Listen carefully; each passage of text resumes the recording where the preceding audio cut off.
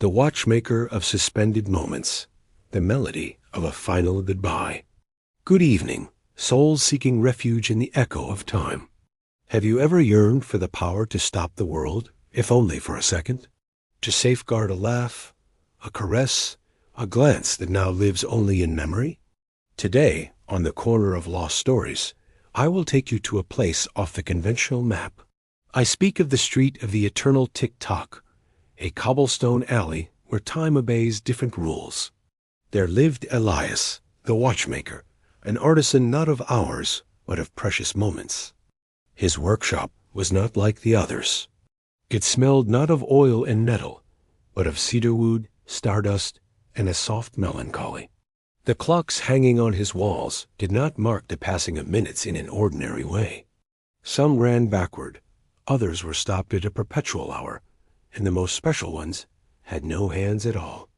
Elias was known in the circles of the impossible as the guardian of suspended moments. It was said that he could take a memory, a pure feeling, and distill it into the mechanism of a clock. He was not a sorcerer, but a listener. He listened to people's hearts, to the whisper of their deepest longings. One autumn day, as the leaves fell like amber tears, the bell on his door tinkled with a fragile note. A young woman named Lira entered, her eyes heavy with a rain that did not yet dare to fall. In her hands, wrapped in a silk handkerchief, she carried a small music box, chipped and silent. She placed it on the counter with the delicacy of one holding a crystal heart. "They say that you can fix what time has worn away," she murmured. Elias, with his thick-lensed glasses, observed the box. It was simple, made of cherry wood, with a ballerina whose movement had been frozen forever. "All machinery can be fixed, Miss." "But I sense you have not come merely for a melody," he replied in his serene voice. Lira shook her head, and a single tear traced a path down her cheek. "I don't want it to play again. I want to hear it again for the first time." Elias understood. Lira's yearning was not mechanical. It was a yearning of the soul. Asterisk, if you have ever felt a similar yearning, let this story accompany you. A light tells us that these memories deserve to be told and helps us bring more tales from the corner. Asterisk, she wanted the instant. The exact moment when her grandfather, his hands trembling with age, had given it to her. It was his last gift, his final goodbye before embarking on the journey from which no one returns. Elias adjusted his glasses. "That is the most delicate work there is, my child, to capture an echo. For that," he continued, "I do not need tools. I need the essence of the memory. I need you to lend it to me." Lira looked at him, confused. "How can I lend you a memory?"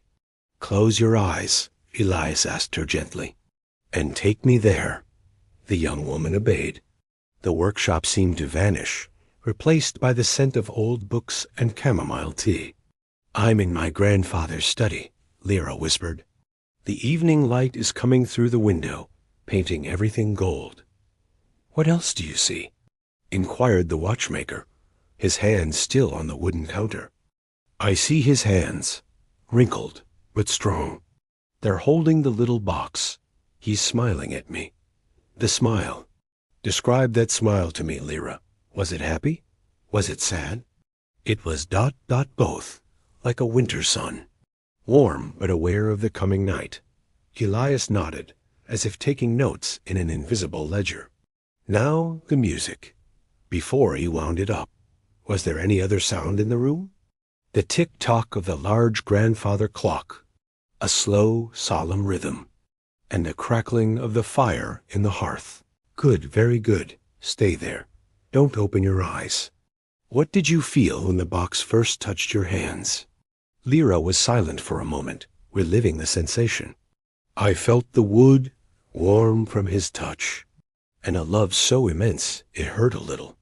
"The love that hurts," Elias repeated under his breath. "The purest of all."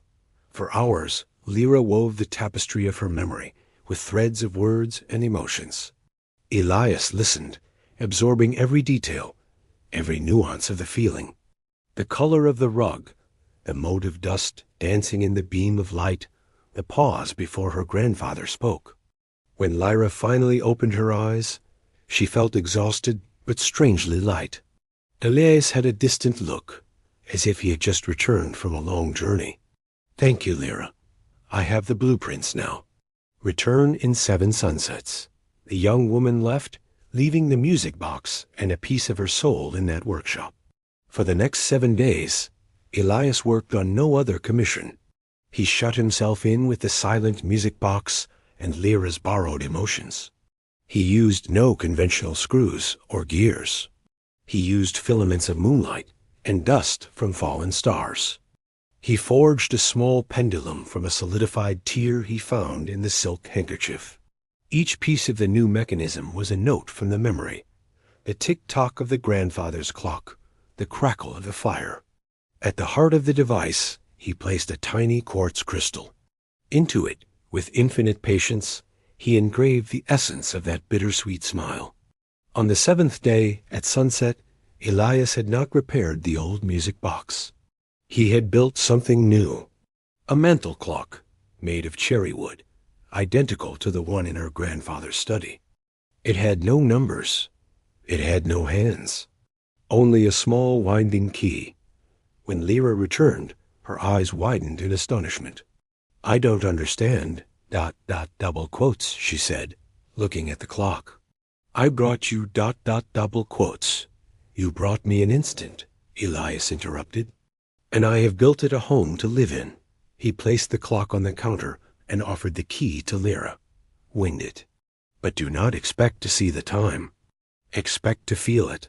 With trembling hands, Lira turned the key.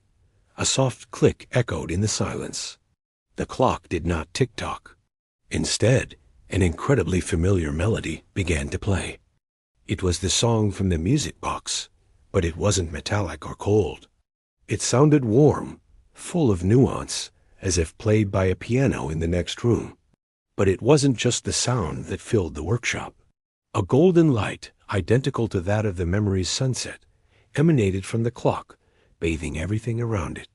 The air was filled with a subtle scent of old books and chamomile tea. Lira felt a familiar warmth, like an embrace she thought she had forgotten forever.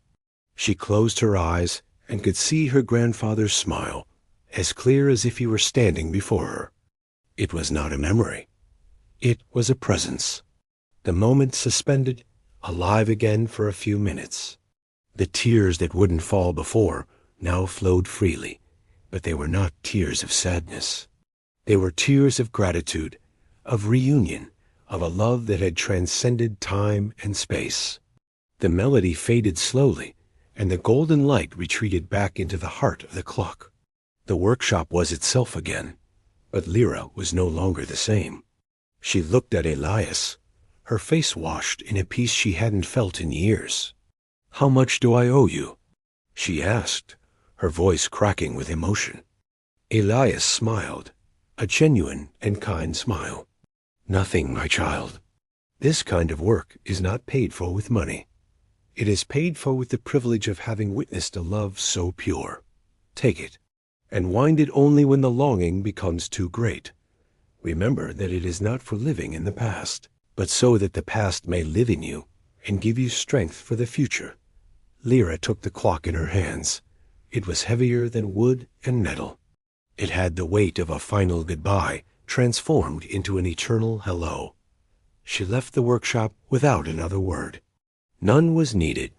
Elias watched her go, and for a moment the reflection in his shop window showed him the image of a young man who had also once wished to stop time.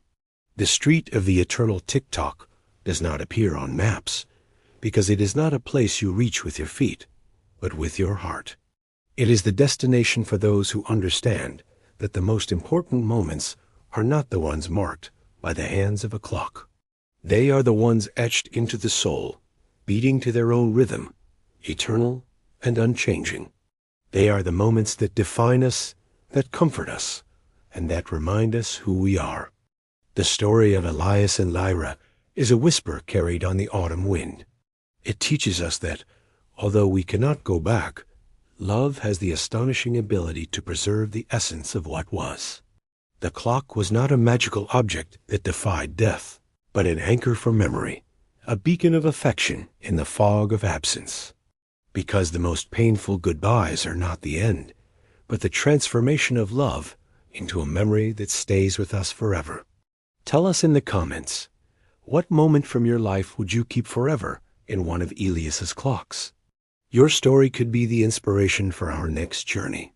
If this tale has resonated within you, leave your mark with a like, subscribe, and hit the notification bell so that the echo of these stories always finds its way to you.